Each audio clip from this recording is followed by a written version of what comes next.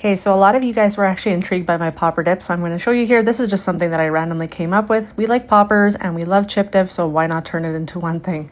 So I'm using the Tristel spreadable cream cheese. You can usually get this stuff on for a really good sale. You could use the normal cream cheese too, but you can see that the consistency is quite a bit different.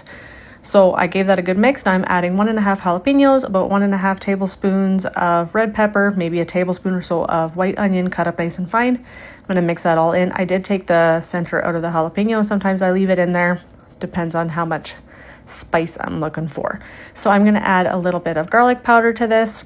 Always got to add that, and then some salt and some pepper.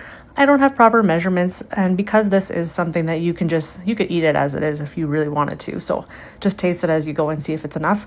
I'm adding Applewood smoked bacon bits. These ones are pretty good, but I prefer to use other bacon, like stuff that I've already cooked, or the Kirkland stuff. I like to buy the bags of Kirkland bacon because they're only $9.99 for a really big bag. It's such a good deal. We just don't have any right now, so I'm disappointed. Give that all a good mix and add some shredded cheese. This is the no-name stuff from Superstore. You can see the shreds are huge. I'm a little bit sad I didn't kind of crush that up in my hand before I put that in, but whatever, it'll be fine.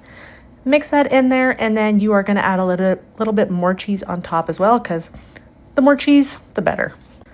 Do keep in mind, this is a really small dish. I'm doing this just for me and my husband to have some chip dip. I've done this in a really big thing before, and we've had a whole bunch of it, but sometimes it's just too much. So now I'm going to bake this at 400 for about 10 to 15 minutes just to heat it through.